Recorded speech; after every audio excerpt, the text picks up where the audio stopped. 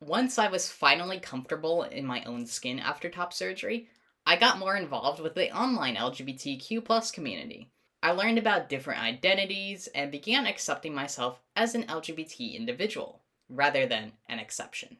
I also realized I no longer wanted to go stealth mode, trying to hide the fact that I'm trans.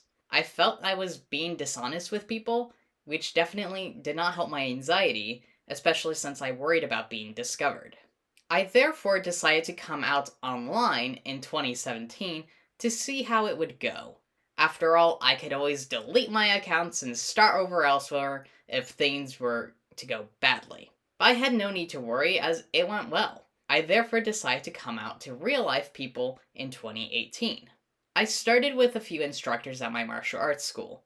I told my personal instructor first. He was excited he was the first person I told, and he was definitely okay with it. I then came out to one of my other favorite instructors, and he was pretty chill about it. I had a meeting with Sifu, who is the head instructor, and he realized why I wanted to change instructors when I first began. So to backtrack a little, I was given a female instructor as my personal instructor when I started off. I wasn't trying to be sexist and didn't fully realize that I was until later, but I didn't want a female instructor, especially right at the start of my transition. After all, my friends were all female growing up. I had spent a lot of time with my sister and my mom growing up. I really lacked and needed a male role model as I sought to be more masculine myself. I therefore asked for a new instructor, and they thankfully accommodated me without asking too many questions. I am ashamed with my sexist views back then, and am very happy to report I've done a complete 180. Anyhow, this female instructor became one of my favorite instructors too, and I came out to her next in order to explain the situation and apologize. She completely understood and accepted me, and it turned out her child is trans too, so she really did actually understand my need for a male role model. Now, these four instructors were the only ones I came out to as female to male transgender, and they all happily accepted me. Fast forward a few months of being more active in the LGBTQ+ community, and I learned more about other genders. So growing up, it was always male or female. You weren't allowed to be anything else or know anything else existed.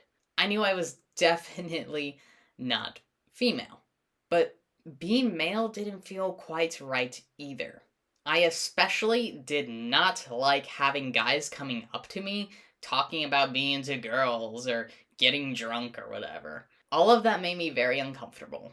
Of course, there were also the male stereotypes that I now had to deal with of cars and being handy with tools, and so on and so forth. I was now pressured by society in a different way. Instead of taking on female roles of cooking and cleaning, I was expected to be good with my hands and into drinking or cars.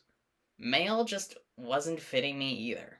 Since I was having my mind open to more possibilities, realizing other genders exist in multiple societies and cultures across the globe, especially pre-colonial, I decided one day I wouldn't be either male or female. I continued to analyze gender roles and realized just how stupid they are. Why should females be the ones to cook and clean when those are life skills that everyone should have regardless of gender? Why should males be so controlling and masculine in order to be male, and then we have all this toxic masculinity? Gender roles are just a social construct. They are in place to control people.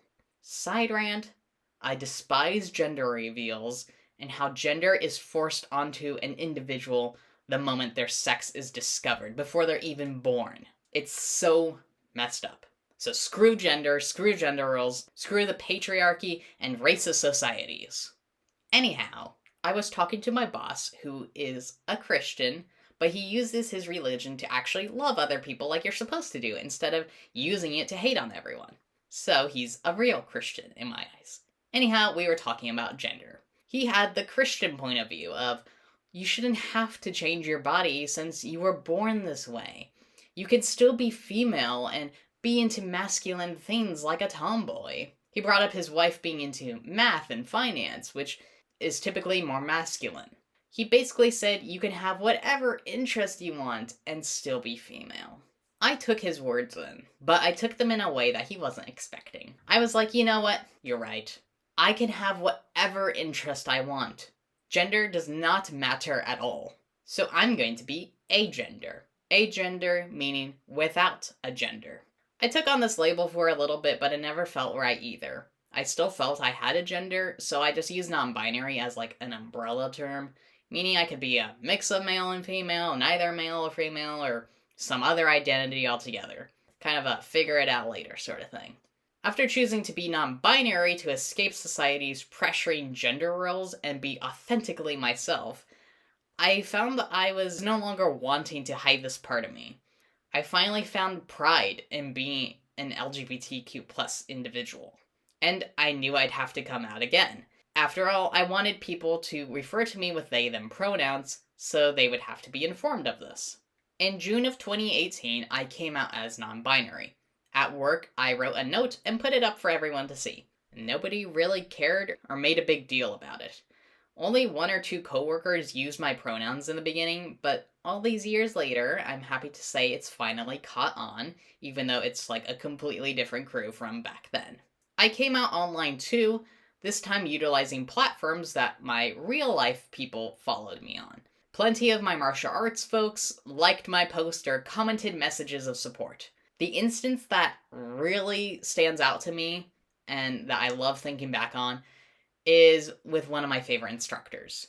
So I went to class the next day. That favorite instructor, who was not one of the ones I had come out to before, had been speaking to a different instructor, and I was standing right there within earshot, and he was talking about me. And he used my they them pronouns. He's officially the first person to use my they them pronouns in real life. So I thanked him a little bit after that for using my pronouns and showing support. We got into this huge conversation on gender roles, and colonization ruining gender, and many other aspects, of course, in multiple cultures and societies. It was one of the best conversations I ever had, analyzing gender with someone else who does identify as queer, using he, they pronouns. He was the first queer person I met in real life, like who I actually got to know, because there was that one acquaintance of my sister's who was trans, but I didn't really get to know him too well. Yet here is this amazing instructor who I still very much look up to this day, who just happens to be queer too. He really taught me to accept myself, changing my perspective and enlightening me to research more about cultures pre-colonization. So thank you very much, you know who you are. So it was around this time period that I also came across She-Ra and the Princesses of Power. So this show was actually a big inspiration for my current story, as it made me realize I could make a fully LGBTQ plus cast in an LGBT accepting world. So shout out to She-Ra for its positive depiction of LGBTQ plus characters, which also helped me in accepting myself. I also began picking up more feminine interest, such as cooking and singing. In the past, I avoided cooking due to the gender label attached, but also because I found meat and eggs to be disgusting, and I did not want to touch those. So I went vegetarian in 2016 and vegan in 2018, and after that, cooking became way more tolerable and even fun. And of course, as mentioned before, it's important for everyone to learn cooking, no matter their gender. As for singing, I realized it's a form of art that anyone can partake in, as it's a way to set the soul free. And with a deeper voice, I did feel more confident in singing, at least in private. I learned to have any hobby or interest I want, present myself however I choose, and ultimately just be whoever I want to be.